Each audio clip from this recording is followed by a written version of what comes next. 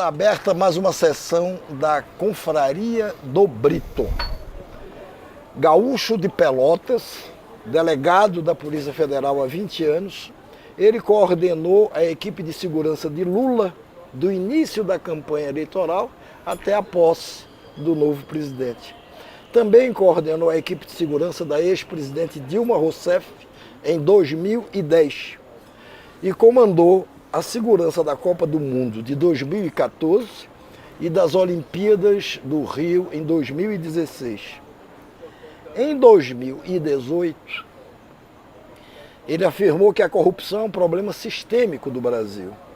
E em 2020, criticou a ausência de previsão do risco de uma pandemia na Estratégia Nacional de Segurança. É o diretor-geral da Polícia Federal desde o dia 10 de janeiro. Tá certo essa data? 10 de janeiro? Dia 2 já começamos, né? Mas tomou posse no dia 10. Dia 10 foi a solenidade de posse. Seja bem-vindo à Confraria do Brito, delegado Andrei Augusto Passos Rodrigues.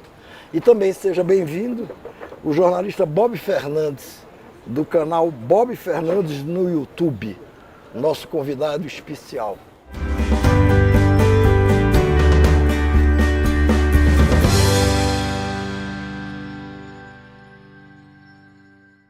Doutor Andrei, me diga uma coisa, eu anotei aqui para não esquecer. Se não erro, o senhor tomou posse no dia 10, 2 dias depois da tentativa fracassada. Na verdade, eu fui nomeado formalmente no dia 2 de janeiro, né? Já começamos as atividades no dia 2 mesmo, mas a solenidade de posse foi no dia 10, 2 dias após o fatídico 8 de janeiro. O governo Lula teve alguma parcela de culpa naquilo que aconteceu em janeiro? O 8 de janeiro, Noblar, ele precisa ser entendido num contexto, né? Quando a gente tenta entender o 8 de janeiro naquele mesmo dia, a gente erra, a gente falha muito. Porque ele começou muito antes, né? Eu participei da campanha, da segurança da campanha, né? A Polícia Federal faz a segurança de todos os candidatos e nós tivemos um fato extraordinário, foram a prisão de 30 pessoas durante a campanha, por os mais variados tipos de crime, no mais das vezes ameaças ao candidato. Houve questionamentos a respeito da integridade das urnas eletrônicas, houve questionamento a respeito do resultado eleitoral, houve movimentos importantes, né, acampamentos na porta de quartéis, acampamentos que claramente estavam ali com o propósito de dar um golpe, todos sabíamos. Houve no dia 12 de dezembro a prisão, que eu que formalizei o pedido de prisão de uma liderança indígena que tinha invadido o aeroporto, tinha invadido prédios públicos, tinha tentado invadir o hotel para agredir o presidente Lula. E naquele dia que ele foi preso, uma invasão no prédio da Polícia Federal, depredação de prédios públicos, incêndio de veículos, de ônibus. E no dia 24 de dezembro, um caminhão de combustíveis estacionado próximo ao aeroporto com uma caixa de dinamites, num nítido ato terrorista, né, que felizmente se conseguiu evitar. E aí a gente vem para o dia 8 de janeiro, onde se manteve esse movimento de quartéis, se manteve todo esse processo, e nós, da Polícia Federal, e eu falo pela minha instituição, tomamos todas as providências. A nossa inteligência atuou, funcionou, me informou, e eu no dia 7 de janeiro estive na Secretaria de Segurança Pública, falei abertamente para todos os representantes ali que nós estávamos diante da iminência de uma invasão de prédios públicos, de violência. No dia 7? No dia 7. E não só falei do DF. E não só falei, isso é relevante, como eu documentei, eu mandei um ofício no dia 7, dizendo textualmente, os prédios serão invadidos, Congresso, Senado e Palácio do Planalto. Mas o Palácio do Planalto não era função do DF fazer a segurança dele em si ali? A gente tem um batalhão da Guarda Presidencial, tem o GSI, tem toda uma estrutura no Palácio para proteger a sede do Poder Executivo. Por que ela falhou? Não há dúvidas que houve erro. Não há dúvidas que houve erro. Agora, o principal problema, nós tínhamos feito há 7 dias antes, e sob a coordenação da Polícia Federal, a equipe que eu destaquei, tínhamos feito a solenidade de posse do presidente, com centenas de milhares de pessoas. Com dezenas, centenas, talvez milhares de policiais, que é uma das polícias mais bem preparadas do Brasil, que é a Polícia Militar do Distrito Federal. E deu um show como sempre deu em várias outras oportunidades de segurança. E aí, naquele dia, e a responsabilidade da ordem de segurança de ordem pública, sim, é da Polícia Militar.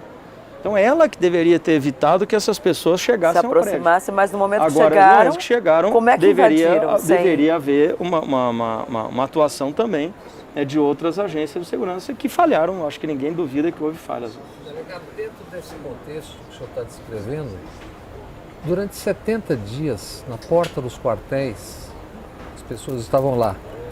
O cidadão da bomba lá do Pará, ele mesmo disse, ele confessa, talvez sem perceber na CPMI, que a inteligência do Exército, das Forças Armadas, atuou lá dentro, tirando infiltrados. Então, eu pergunto ao senhor, qual é a dimensão da participação de uma parte da cúpula militar, estou me referindo ao Exército, etc., nesse episódio? Seria temerário eu falar da participação, né, da instituição como um todo, ou enfim, de alguns elementos. Se depender da gente, pode falar.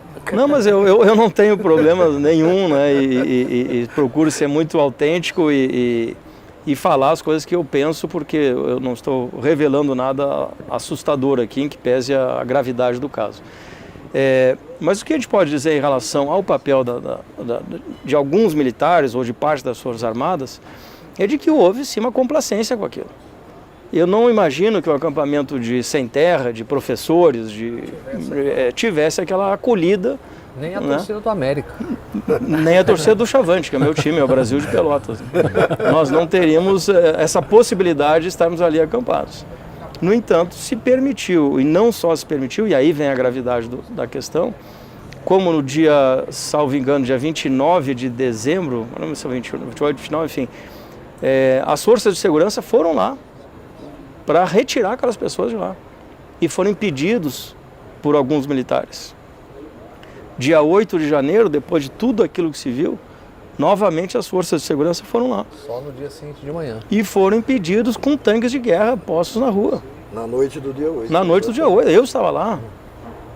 Isso é uma coisa... O senhor foi também para ajudar na retirada, era isso? A polícia, eu acompanhei todo dia, estava junto com o ministro, junto com o Capelli depois, né, e acompanhei todo o dia 8, né, enfim, desde o começo da manhã, até porque já sabíamos que ia acontecer isso. E o meu pedido que eu fiz ao ministro, o ministro fez ao GDF, era de que a polícia não deixasse essas pessoas saírem do acampamento. E não só deixaram sair, como escoltaram essas pessoas. Até a esplanada. Até a esplanada. E ao chegar ali tinha pouquíssima contenção policial, que eles facilmente superaram e deu no que deu. Por que deixaram passar? Porque eu me lembro que até, salvo engano, a esplanada até o dia anterior estava fechada, né? A entrada na esplanada estava bloqueada. Fechada, continuou bloqueada para trânsito de veículos. E o que é que se apurou, ou que se sabe, pelo que se sabe já, por que é que no dia 8 aquilo ali foi liberado e a polícia até escoltou? Então, e não por acaso, né? O comandante-geral da PM foi preso, o de operações está preso ainda, o ex-ministro secretário de Segurança foi preso. Eu pedi, inclusive, a prisão dele, porque, de fato, como eu disse, né, tem que se entender esse dia 8 num contexto. Então, o fato de terem poucos...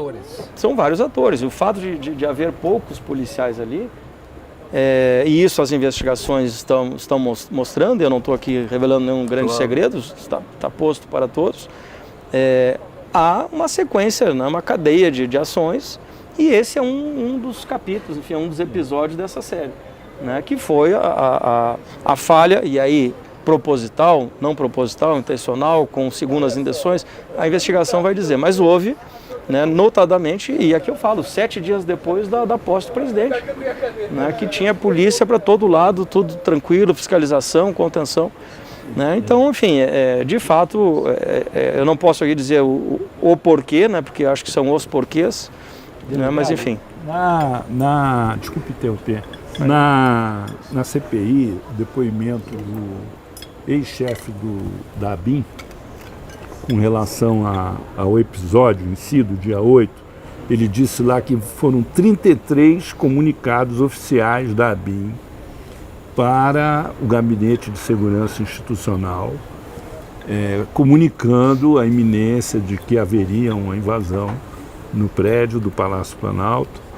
E ele diz também que pessoalmente ligou para o G. Dias, para o general Gonçalves Dias, uma hora antes, para comunicar que havia a invasão e que ele recebeu orientação do general de que não entrasse em contato com ele e tratasse do assunto com os dois subalternos dele, um general e um coronel, que eram responsáveis pela área específica ali da segurança do palácio, como se fosse uma coisa assim de hierarquia, né?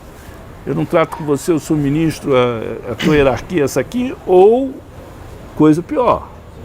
Porque, assim, é um case de incompetência, de falta de liderança, ou então um case de quem fez jogo duplo, de quem estava fazendo jogo duplo, tinha informação e em relação ao que estava acontecendo por trás do que a gente sabe, e estava em cima do muro para ver o que ia dar, porque não tem lógica aquilo. Só se ele estava apostando numa GLO, numa coisa assim. O que do ponto de vista das investigações da Polícia Federal, hipoteticamente, se faria em relação a um caso desse se a gente estivesse tratando lá da Guiné-Bissau? Eu não falei mal da Guiné. Vamos lá, acho que não é hipoteticamente, eu falo aqui em concreto porque nós fizemos. Né? E se a BIM avisou uma hora antes, eu, na véspera, tinha avisado isso. E está lá escrito. Não, eu avisei. Avisei o comando da PM, avisei o secretário de Segurança em exercício, estava na reunião, o representante da Polícia Civil, enfim, de todas as agências da GSI, inclusive. Eu não recordo se o GSI estava nessa reunião especificamente, eu creio que não. Que a contenção inicial era por parte do governo do DF, é isso? É da PM, né? E a responsabilidade é da Polícia Militar. Então eu falo concretamente, e o que fizemos? Eu, nos limites das atribuições de uma polícia judiciária da União que somos, adotei todas as medidas, comuniquei ao meu chefe, que é o ministro da Justiça, ele imediatamente comunicou ao governador da gravidade da situação, e eu, como polícia judiciária, preparei a minha equipe, preparei nossa segurança orgânica, segurança do nosso prédio, e destaquei o nosso grupo tático, que é o Comando de Operações Táticas, o COT, para fazer eventual enfrentamento, e eles é que tiraram os vândalos de dentro da Suprema Corte, da Suprema Corte. Portanto, recebendo o alerta, eu adotei as providências. Agora, o que o GSI fez, não fez, enfim, aí caberia ao ministro G. Dias, né? Pois é, se houve apenas uma falha, se há outras intenções, de fato eu não seria leviano em fazer essa avaliação. Por tudo que já foi contado até agora, só para encaixar nisso, de tudo que já foi contado até agora sobre essa tentativa fracassada de golpe, o senhor acha, pela sua experiência ou pelas informações naturalmente que o senhor tem, que ainda falta muita coisa a ser investigada? Ou estamos chegando no fim da investigação disso? Olha, eu acho que as investigações avançam bem, né? Nós fizemos já 14 etapas dessa operação, né? Já identificamos e atuamos já em cima de alguns financiadores, já praticamente todos aqueles que praticaram os atos de vandalismo lá ou foram presos ou responsabilizados. Tem mais de 250 pessoas presas, as oitivas deles se encerraram agora essa semana, e já se parte então para o julgamento propriamente dessas pessoas. E o que nós estamos ainda apurando é exatamente essa sequência, né, para que a gente tenha começo, meio e fim dessa história, né? Quem ou quais instituições, pessoas, enfim, que urdiram esse plano, que tentaram implementar, dar um golpe, e aí a nossa expectativa é de que a gente consiga de fato, entender toda essa sequência. Até mais ou lógica. menos quando, eu estou dizendo? É difícil, eu sempre brinco que o tempo do jornalismo é diferente do tempo É verdade. do tempo da investigação, né? Mas enfim, a gente... mas o tempo da investigação... já são 7 meses. Mas o tempo da investigação... O Capitólio, com toda a potência dos Estados Unidos, levaram 2 anos. 2 anos. E não então, fizeram nós metade podemos das prisões que a gente nós fez. podemos chegar em 2 anos, é isso Não, também? nós vamos ser mais... Como fomos, aliás, prendendo 1.500 pessoas no dia seguinte, que aliás é um recorde histórico de prisões, nós vamos ser, sim, vamos dar uma resposta antes desse prazo. A gente podia combinar o tempo do jornalismo com o tempo da Polícia Federal, só depende do senhor. Eu gostaria muito de ser mais sério possível, mas... Casado, por favor. Eu queria voltar um pouco no seu ponto inicial. Tem que ser visto num contexto, eu acho que é bastante razoável essa visão, mais do que razoável, adequada. Relatou prisões de civis e policiais militares e mencionou o seu testemunho de uma ação que foi bloqueada por militares das Forças Armadas. E aí o senhor usou a expressão complacência. No inquérito de vocês, nas investigações de vocês, qual é a distância efetiva entre complacência dos militares das Forças Armadas e a conivência? No momento que houve a decisão do ministro relator, né, de que a Polícia Federal investigue todos os fatos, independentemente de estarem relacionados à atuação de militares ou de civis, nós estamos trabalhando com essa perspectiva. Para mim e para a investigação, pouco importa se é um militar, se é um jornalista, se é um policial, se é um engenheiro, se é um médico. À medida que identificarmos a participação, em alguma medida, de algumas pessoas, elas serão responsabilizadas. Nós já ouvimos, e me recordo aqui de uma ação que fizemos, a oitiva de 80 militares no mesmo dia, né, que foram identificados na questão interna lá do Palácio do Planalto. E assim a gente vai, tem um militar que está preso, um coronel que está preso até hoje, há outros militares investigados, ou seja, haverá responsabilizações à medida que a gente identificar que aquele cidadão, independente da função que ele exerça, tenha tido alguma participação, né, conivência, complacência, ou que seja penalmente relevante, e aí a gente vai responsabilizar. Agora, esse artigo que o Noblar mencionou na sua autoria, no começo da conversa, nesse artigo, salvo engano, o senhor termina dizendo que o Brasil carece de uma política nacional de segurança pública completamente integrada, estados, municípios e União.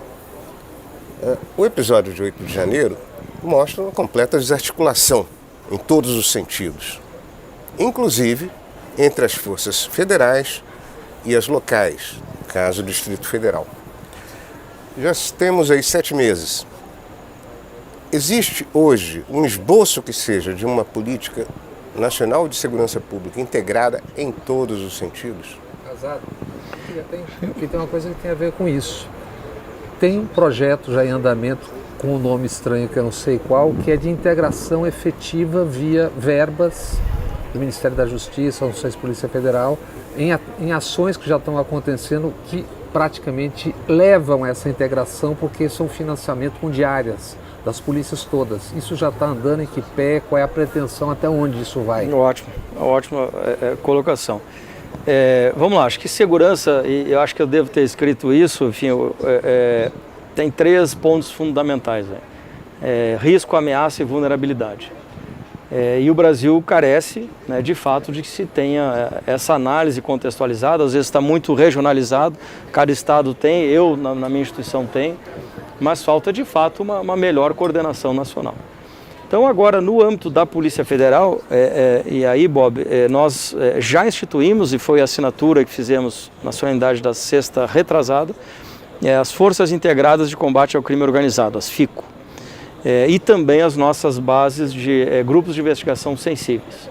O que são esses grupos? As FICOs, como o nome diz, são forças integradas, e aí trazendo o papel de colocar em prática, em alguma medida, o SUSP, né, o Sistema Único de Segurança Pública, que também conta com o Pronácio, né, como outras ações integradoras também nesse aspecto. No que nos diz respeito à Polícia Federal, nós coordenamos essas forças integradas com as polícias federais e as polícias estaduais, de maneira que façamos o enfrentamento do crime organizado, facções criminosas, tráfico de armas, de drogas, enfim, toda modalidade criminosa, a partir da expertise que a Polícia Federal tem, mas também utilizando a expertise, o conhecimento e a força de trabalho dos nossos parceiros dos estados. E essa integração, desculpa, por favor, Wanda, vá. Não, pode terminar, você estava... Não, e essa integração se faria por dentro, quer dizer, a partir do momento que você é financiado pelo governo federal, com diárias, se eu não me engano, sim, naturalmente as operações começam a acontecer de maneira integrada entre as polícias. Nós temos, hoje fizemos uma operação em Mossoró, da Força Integrada lá em Mossoró, que atuou muito durante a crise lá no Rio Grande do Norte também, a Força de Natal de Mossoró. E de fato, né, há não só diárias, mas há investimentos também, em equipamentos, enfim, tecnologia, para dar o suporte a essas forças integradas. Então a nossa expectativa com isso, né, de que a gente, repito, né, levando o nosso know-how da instituição, né, com acesso às informações, bancos de dados que nós temos, a gente consiga, né, trazendo também a expertise das polícias locais, fazer um enfrentamento mais qualificado. Delegado, eu queria perguntar quais as ações efetivas, se é que o senhor pode detalhar, que o senhor tem feito em relação à corrupção, combate à corrupção, que é uma das causas que o senhor falou no seu discurso de posse. A polícia tem temas, a Polícia Federal tem temas que são muito caros e são da sua essência, da sua alma, né? O combate ao tráfico de drogas, o combate à corrupção. E agora eu acrescentaria os crimes ambientais como uma pauta muito importante. E nós trouxemos para essa área o diretor de combate ao crime organizado, que já foi superintendente do Rio de Janeiro, foi representante na Europol em Haia, e que reestruturou a sua equipe, né? Nós elevamos o nível para uma coordenação geral de enfrentamento à corrupção, e essas nossas bases de investigações sensíveis que temos em todos temos em 20 estados e as forças integradas em 27 estados. Então a nossa pauta continua muito cara. Nós fizemos uma operação recente de enfrentamento à corrupção, um desvio que apreendemos mais de 4 milhões de reais. Fizemos operações também em relação à Codevasf, desvio de recursos da Codevasf, importantes. Fizemos apreensões em termos de lavagem de dinheiro. Todo ano passado a polícia apreendeu mais ou menos 500 milhões de reais em veículos, imóveis e imóveis. Só nos primeiros semestres nós já apreendemos 1 bilhão e 400 milhões de reais, né, nesse enfrentamento, né, ao crime organizado, à corrupção e à lavagem de dinheiro. Agora, juntando todo esse aparato, essa expertise, tem um caso que é praticamente um laboratório para uso coletivo desses instrumentos, que é o Rio de Janeiro, especificamente o caso Marielle. O que deu errado nesse caso até agora e o que começou a dar certo e por quê? O que deu errado eu não me sinto à vontade aqui de comentar porque eu não conheço os detalhes, né, como se conduziu a investigação. Eu sei que houve problemas, tanto que a Polícia Federal teve que fazer a investigação da investigação, vocês devem recordar disso. Federalizar lá atrás, né, complementando. Isso, tentou federalizar, não avançou a federalização, mas enfim, eu falo agora da nossa gestão e o que nós fizemos. É um caso relevantíssimo, acho que é mais além de um assassinato, que já seria por si brutal, né? Mas também há uma motivação política, né? Acho que atenta contra a democracia. E, portanto, nós fizemos o quê? E é importante esse resgate da institucionalidade da Polícia Federal. Eu tive autonomia para escolher todos os meus 13 diretores e os 27 superintendentes, inclusive o do Rio de Janeiro, que é um profissional do mais alto nível e que tem experiência nessa área. Foi policial civil, já investigou homicídios. O doutor Almada, né? Doutor Leandro Almada, e que trouxe para a sua equipe também profissionais com reconhecida experiência nessa matéria. Montamos então uma equipe dedicada a isso, né, com conhecimento, com equipamentos, enfim, com toda a infraestrutura necessária para revisitar todas as provas colhidas até aquele momento e avançar naquilo que fosse possível. Uma investigação da investigação. Então essa foi concluída lá atrás, né, que foi, enfim, identificou que houve de fato vazamento de informações, que houve um desvio no rumo que na nossa avaliação deveria ser tomado e portanto chegou, avançou, tanto que tem 2 pessoas presas, agora 3, né, mas não chegou onde se espera chegar, que é em toda essa cadeia, né, do mandante, enfim, quem mandou matar Marielle. Né? Então o que mudou de fato foi isso, né? A entrada de uma equipe especializada, dedicada com equipamentos, com tecnologia, com absoluta autonomia para a investigação, e os resultados felizmente vieram. 4 ou 5 mortos pelo caminho, que supostamente seriam queima de arquivo, tudo indica. Qual é a expectativa? Evidentemente, o senhor não vai revelar resultados agora, mas até onde é possível? É possível. Não, a gente não vai ficar chateado com isso. Mas qual é a expectativa? Quer dizer, eventualmente pode não chegar ao mandante, mas nesse caminho já se mapeia boa parte da atuação das chamadas milícias no Rio, claro, eu sempre digo, né, nosso esforço, né, nossa atividade é um esforço de meio e a gente sempre espera obter o resultado. Mas nós estamos, e eu né, os resultados estão aí demonstrando, né, o acerto na estratégia que a equipe adotou, e eu prezo muito pela autonomia investigativa, qualidade da prova e responsabilidade na investigação. E a equipe cumpriu esses 3 pontos. Onde vamos chegar, eu espero, e como diria a Ariano Suassuna, eu sou um realista esperançoso, né? Eu espero muito, porque conhecendo a realidade e conhecendo a nossa equipe, que a gente de fato consiga avançar e chegar no deslinde final desse caso. E aí vocês mapeariam as milícias do Rio? Talvez essa seja um efeito consequente, né? Um efeito lateral, não é esse o nosso objetivo, mapear para esse caso concreto, né? Mapear, enfim, investigar milícia A, B ou C. Doutor né? Andrei. Mas lateralmente é possível, né, que essa pauta venha. Mas já não se tinha um mapeamento dessas milícias lá atrás, quando houve, inclusive no governo do presidente Temer, a intervenção nessa área de segurança no Rio de Janeiro? O interventor certamente tinha, né? Pois é, que depois virou... A intervenção... O Bob está pondo aqui o general Braga Neto. Sim, porque claro. supõe-se que o interventor, com a inteligência das Forças Armadas, das 3 forças, da Polícia Civil, Federal, etc., alguma coisa se obteve, em algum lugar deve estar. Alguma informação. É razoável. Eu desconheço, né? Eu sou um crítico, né? E não só eu, mas os próprios militares criticam a atuação das Forças Armadas, né, na segurança pública, que não é o seu papel e há desvirtuamentos. E o Rio de Janeiro é um exemplo, né? Houve a intervenção, gastaram-se alguns bilhões de reais e qual foi o resultado? Melhorou a segurança pública no Rio? Se resolveram problemas, inclusive a morte da Marielle aconteceu durante a intervenção. Só se soube um ano depois, né? Coincidentemente. Portanto... Intervenção não resolve na sua avaliação, é uma coisa não, que o Brasil deve descartar. Na minha avaliação, não. O que resolve é a implementação de políticas públicas, que se tenha não só... Né, a segurança pública não é papel só de polícia. Né, isso preciso ser chato com isso, né, porque é sabido e ressabido, não precisa ser dito. Né? E, portanto, o que se tem que ter são vários elementos, várias agências, várias instituições, vários setores governamentais atuando. Né?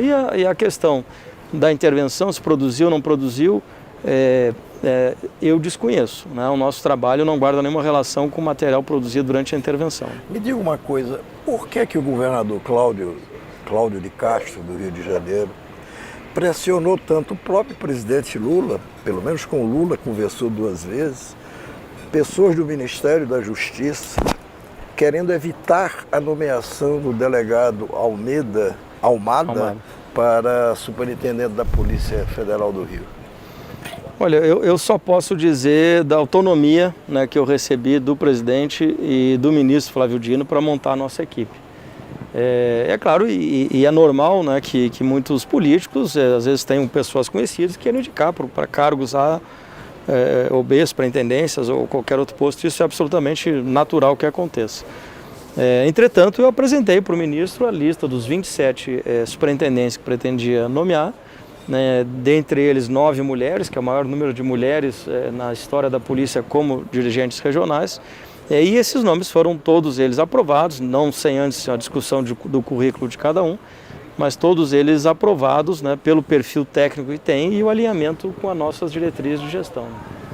Voltando a 8 de janeiro, mas já no pós, ou foi coisa desses rapazes aqui da imprensa, ou eu li muito que a Polícia Federal assumiria o papel do GSI ou algo parecido. Até chegou a circular. Olha, não que eu tenho habeas corpus. Tá.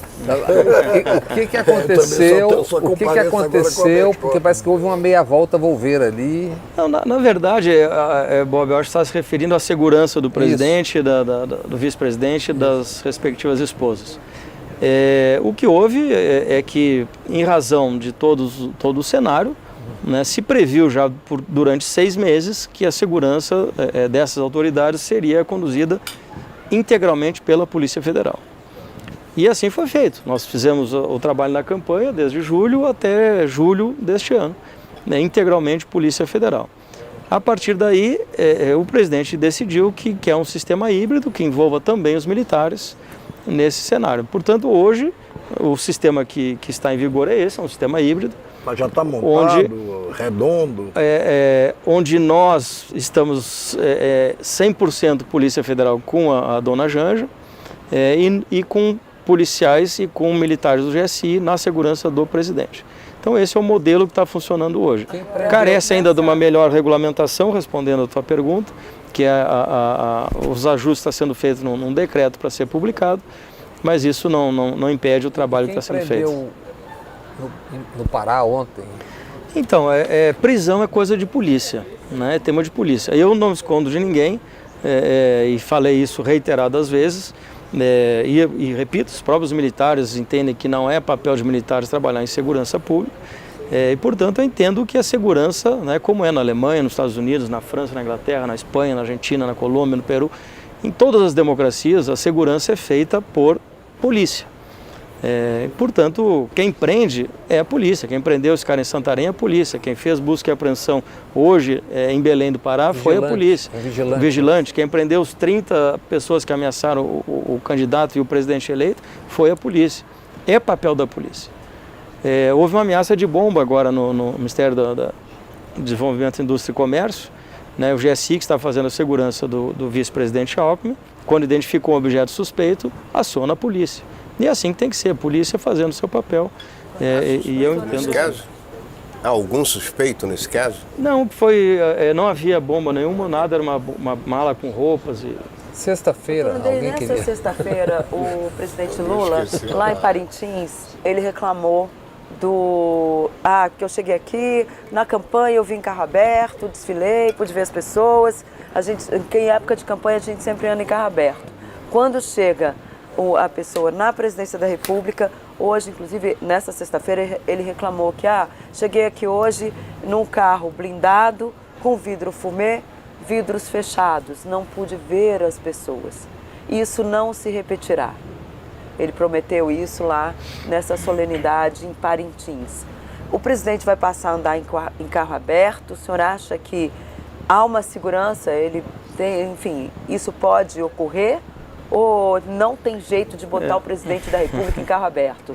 Num país que a gente vive, em que já tivemos aí ataques a presidente da República e várias ameaças. Infelizmente eu disse aqui, foram 30 presos hoje, 2 ameaças. Aí quando o senhor falou, eu me lembrei dessa frase na sexta-feira. Agora o vice-presidente também, que está indo a Passo Fundo, foi hoje, enfim, também com ameaças lá em relação ao vice-presidente. Mas o presidente, ele é a autoridade maior e ele tem o perfil e gosta de fato desse contato. Uma fase de ódio? Né? Eu acho que eu participei da campanha de 2010 e participei dessa. Em 2010 havia embate político, havia discussões, havia divergências, né, próprias e saudáveis da democracia. Esse ano foi muito diferente, o ano passado. Né? De fato havia uma preocupação, sempre houve, né, mas uma preocupação concreta e real, né, e tanto que houve essas 30 prisões. Mas a questão do presidente, ele tem esse perfil que gosta de ter contato com as pessoas, né, gosta de de ter essa proximidade, e à medida de que a gente consiga equilibrar a segurança e contato com o público, a gente tem que procurar fazer e atender as necessidades da autoridade. O carro, né, por exemplo, na campanha nós tiramos a película dos vidros, né, que pesa de carro blindado, que não pode baixar o vidro, mas tiramos as películas, enfim, para as pessoas verem o presidente e ele ser visto. Na posse, vocês olharam o carro, ele foi no carro aberto, mas até chegar um carro blindado sem película. Então a gente vai adaptando conforme a situação. E agora os carros que ele usa são carros que o GSI provê, né? Então isso terá que ser um diálogo feito com o GSI também. As pessoas não conhecem, acompanham muito à distância. Esse pessoal, candidatos presidenciais, depois de eleitos até, eles dão muito trabalho na segurança? Eu ia a campanha, ele é disciplinado ou é indisciplinado? Não, o presidente Lula, até pela experiência que já teve de 8 anos como presidente, né, conhece os protocolos e tal, então isso facilita bastante. Respeita a todos. Não, pelo contrário, né? Mas ele, de fato, ele gosta de ter esse contato com o público. Parece que agora são os dois, né? Também. Que o vice-presidente também pega um carro e o vice-presidente ele é muito, ele viaja sozinho. Viaja sozinho. Mas o que acontece, e aí tem uma peculiaridade, que é a questão de campanha. Que a autoridade constituída, né? Enfim, já está lá, está eleito, pronto, tal, pode ser mais blindada, diria assim. A campanha não, a campanha, a pessoa que está fazendo campanha tem que ter contato, né? Tem que ter contato, precisa ter contato ali para convencer as pessoas de receber votos. Então é um desafio extra, né, para a segurança, a gente conseguir esse equilíbrio, né, entre mantê-lo em segurança e não inviabilizar a campanha. Qual foi o momento mais tenso do ponto de vista de segurança que o senhor viveu da campanha do Lula até hoje, digamos? Eu diria na campanha, né, houve vários momentos nas carreatas, né, a gente fez carreatas na Baixada Fluminense, a gente fez carreatas no interior de São Paulo, onde há multidões, né, e isso sempre gera tensão. E a posse, né, especialmente se eu tivesse que destacar um momento, eu destacaria a posse, a cerimônia de posse, porque de fato havia um movimento muito grande, o presidente não sobe a rampa, e não sei o que, não sobe rampa, e não vai tomar posse. E essa questão do atentado com explosivos, o sujeito que estava comprando uma mira telescópica para fazer um tiro de longa distância, enfim, havia várias situações que de fato nos tensionaram, né, nos elevaram o nível, né, de alerta. E daí, e essa foi a coordenação que nós fizemos na segurança da posse, a Polícia Federal que fez essa coordenação, eu era o coordenador, destaquei minha equipe para cuidar disso, onde a gente tomou todas as cautelas, e inclusive com efetivos suficientes da Polícia Militar, que eu repito, é uma das melhores polícias do Brasil e já deu inúmeras provas disso, né? E o dia 1º é um desses exemplos. Né? Falando em Brasil e segurança, mas agora esticando, o Brasil tem mais de 1,5 milhão de assassinatos, homicídios em 3 décadas e pouco. Da semana passada para cá, em 4 ou 5 dias, episódios envolvendo a polícia militar produziram 54 mortos, contando o Patrick, o soldado morto no Guarujá. É uma coisa que obviamente é absurda em qualquer canto do mundo. O Brasil tem territórios ocupados onde as polícias de ofício não conseguem entrar. Como é que vocês vão resolver, e não é de agora, e a cada ano pior, até cidades pequenas e médias têm territórios ocupados. A gente fala espantado com o batalhão Wagner, etc., como se não tivéssemos os nossos batalhões Wagner aqui, que são as siglas que todos conhecemos. Quer dizer, como enfrentar isso? Acho que o Brasil deu uma demonstração, e eu tive o desafio, né, de ser o secretário de segurança, né, de grandes eventos, na Copa e na Olimpíada, de fazer algo que ninguém acreditava que faríamos, né? Que especialmente na Olimpíada, né, no Rio de Janeiro, que é um evento muitas vezes maior que a Copa. Dentro da Olimpíada tem 2 Copas do Mundo, né, feminino e masculino, e no entanto a gente mostrou que com investimento, com integração, com política pública, com todo o aparato, é possível fazer eventos importantes e trazer segurança para a população. É de extrema complexidade, Bob. Eu não tenho uma solução, acho não, com certeza ninguém tem, né, um passe mágico, vamos fazer isso que dá certo. Isso certamente será um processo, onde passa por melhorias das condições sociais, onde passa por geração de emprego, onde passa por infraestrutura, onde passa por saneamento, melhores escolas, e, ao final de todo esse processo, uma polícia preparada, equipada, treinada, garantidora de direitos fundamentais e que possa atuar em proteção às pessoas, né? E não como uma ameaça às pessoas. Então, isso, de fato, né, é um processo, né, que eu espero que o Brasil um dia consiga, e a nossa parte a gente está procurando fazer, né, com a nossa atuação legal, constitucional, e integrando agora com as forças integradas nos estados. E nessa questão de polícia equipada e preparada, né, treinada, o senhor falou na questão da pauta ambiental. O presidente Lula disse na sexta-feira também que não vai mais admitir garimpo ilegal em terras públicas. E a gente sabe que está cheio por aí. Como é que a polícia está preparada para estancar essa chaga que a gente vê não só na Amazônia, mas também em outras regiões do país? Nós já estamos atuando e com resultados. Acho que isso é importante, né? A gente comentar dados, né? Nós iniciamos, né, a partir da tragédia humana lá dos Yanomamis, uma atuação muito forte naquela região, né? Em Roraima, enfim, na região norte como todo, mas especialmente em Roraima. Hoje reduzimos, isso é dados de satélite, enfim, estatística, 95% dos garimpos nas terras Yanomamis. No mês de junho... São 95% dos garimpos brasileiros que havia só tem terras Yanomamis, onde a gente atuou lá em Roraima.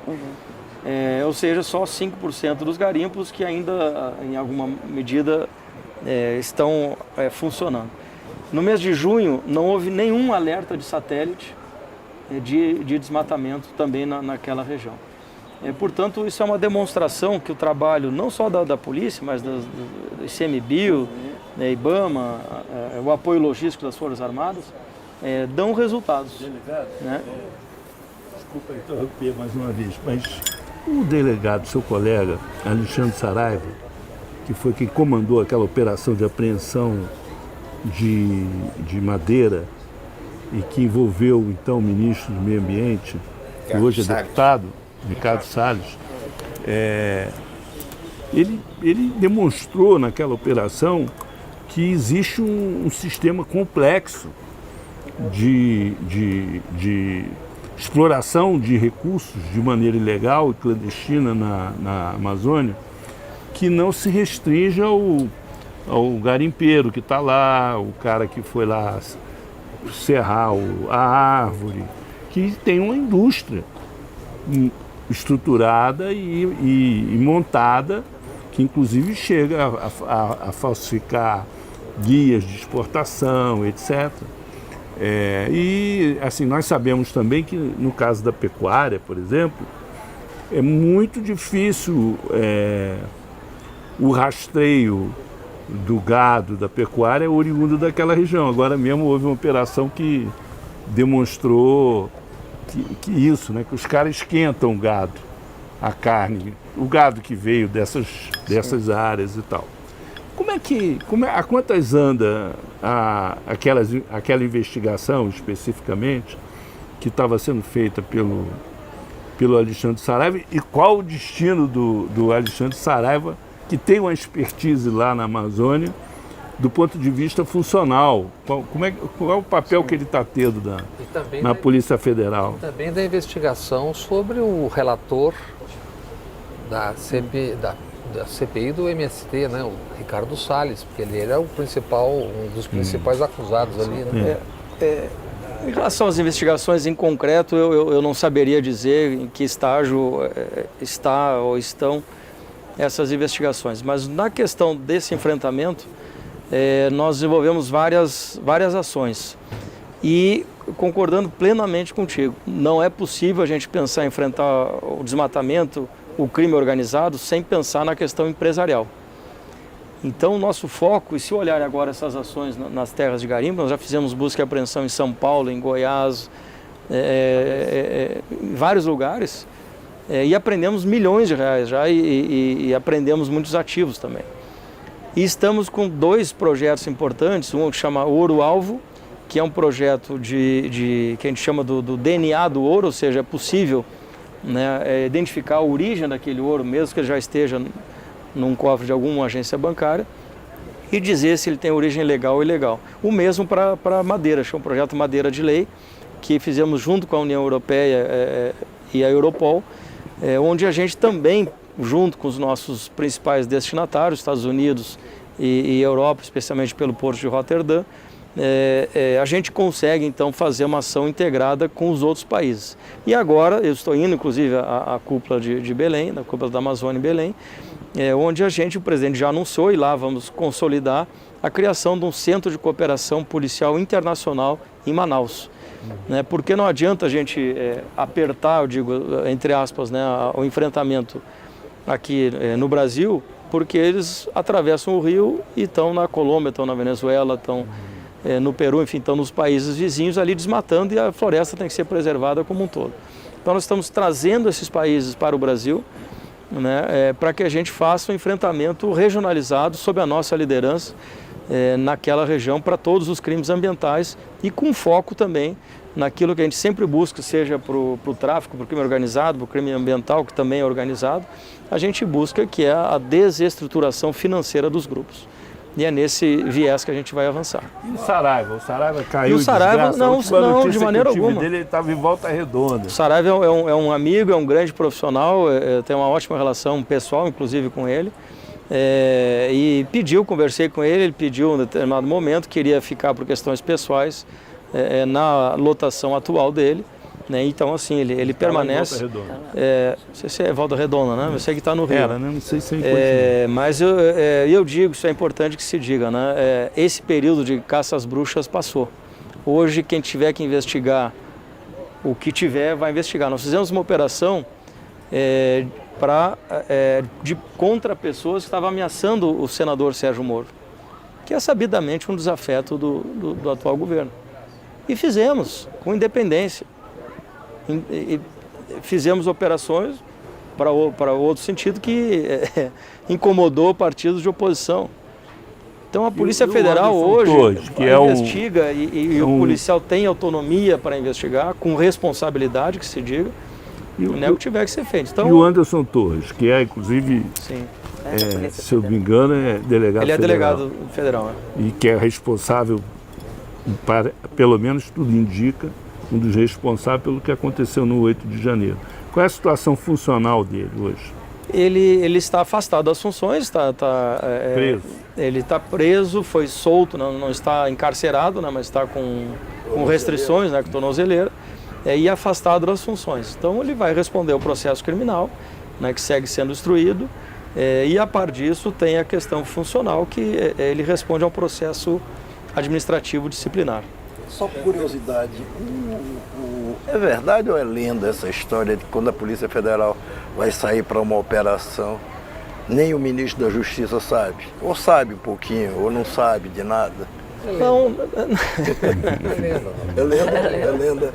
Não, mas enfim. Não, até por preservação do ministro, e minha, o ministro toma conhecimento das operações na madrugada que ela está acontecendo, e isso é absolutamente natural. Quando ela já começou? Quando já começou, quando a equipe está na rua, enfim, que já está o ambiente controlado. 6 da manhã vai dar. Às 6, enfim, pouco da manhã. Então telefonar para ele todas as madrugadas, todos os dias, verdade, inclusive domingo. Ou seja, se forem na sua casa, às 6 horas da manhã, o ministro vai saber. Para mim tá bom, eu trabalho a madrugada inteira, eu vou dormir 6h30, 7 horas da manhã, todo dia há 19 anos, então eu ligar para o senhor todo dia. Vai ser tranquilo. Vai ser tranquilo. O ministro sabe, eu sei em seguida.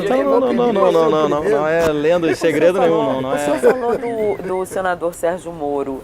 Ele, quando ele era ministro, dizia-se, e mesmo quando ele estava ali no comando da Lava Jato, dizia-se que a parceria dele com a Polícia Federal era fechada. Quando ele assumiu, ele disse, olha, vou colocar os melhores policiais, a Polícia Federal vai ter autonomia. Como é que o senhor avalia essa proximidade ali, que pelo menos passava essa ideia, do ministro Sérgio Moro e do juiz Sérgio Moro com a Polícia Federal? Esse último período, que as instituições como um todo experimentaram, e a Polícia Federal em particular, foi muito ruim, tanto em questões de valorização dos servidores. Nós tivemos uma redução de salário nesses nesses últimos 4 anos, que aumentou a alíquota da Previdência. Nós tivemos sucessivas mudanças, tivemos 5 diretores gerais em 4 anos, ou seja, uma coisa impensável, né? Uma instituição.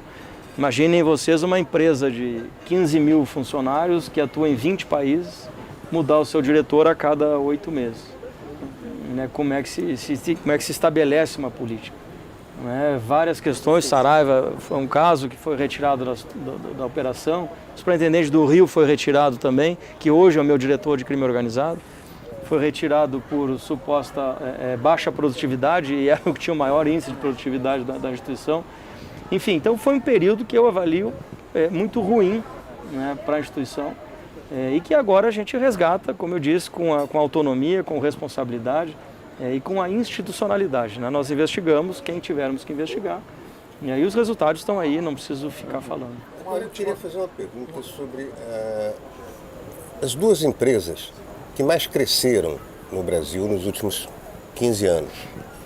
São uma do Rio, uma sediada no Rio, outra sediada em São Paulo. São facções do crime organizado. Os negócios delas cresceram de maneira exponencial nesse período. O que exatamente vocês projetam em cima dessas empresas que estão começando a se transformar em empreendimentos transnacionais? Infelizmente, isso é uma constatação, né, desse avanço. Você está falando do PCC e do Comando Vermelho. Se tem de fato percebido, né, especialmente com o Paraguai, enfim, nas regiões fronteiriças, já alguma atuação, né, dessas entidades e que a gente pretende e estamos fazendo, né, esse enfrentamento a partir do ataque, né, à capacidade financeira desses grupos organizados, especialmente com a integração com os estados. Porque tem muitos crimes que são feitos, o tráfico regional, local, o homicídio, que são atribuições das forças estaduais. Então nós vamos levar, né, a nossa expertise, o nosso know-how, o nosso investimento também. São mais de 80 milhões que nós estamos investindo nessas forças integradas, para que a gente faça enfrentamento a essas facções, né, e ao crime organizado em cada uma das 27 unidades da federação. Delegado, você acha que o Bolsonaro teve papel relevante no dia 8? Como sujeito oculto, como sujeito simples, como sujeito... Olha, isso a investigação dirá. Né? Qual é o sentimento do senhor? Não, é difícil sentimento, porque, enfim, como profissional da área que sou e com a responsabilidade que tenho, eu não poderia aqui me deixar levar por sentimentos. Né? Mas a gente tem que ter, como eu disse, muita responsabilidade, né? Trabalhar muito com a qualidade da prova e responsabilizar todos aqueles que tiveram algum papel nesse processo. Agora, se o ex-presidente, se o João, a Maria, o Pedro, o José têm participação, a investigação dirá. Doutor Andrei, estamos chegando ao fim, aliás, chegamos ao fim dessa nossa entrevista. Eu sei que o senhor tem uma agenda muito carregada e nós temos que logo que o senhor saia, se despeça da gente e começar uma nova sessão que é falando mal do entrevistado. Que é uma coisa amena, não se preocupe quanto a isso. A crítica é sempre bem-vinda. Não, se o senhor quiser, o senhor pode ficar ali. Ou então não, deixa um desses seus agentes, que são tantos, ali na escuta. Olha, muito obrigado mesmo. Volte sempre. Obrigado. E o senhor nos abriu uma janela para pelo menos de madrugada até umas 6 e pouco da manhã, a gente poder ligar todo dia e saber o que está acontecendo. Eu não prometo atender, mas podem ligar. É porque não está acontecendo nada. Vamos ligar para o ministro Flávio Dino e dizer, olha, o doutor Andrei disse que... Acabei de falar, me disseram isso. Eu que agradeço a oportunidade dessa conversa, bate-papo e disponham sempre. Obrigado. Muito obrigado.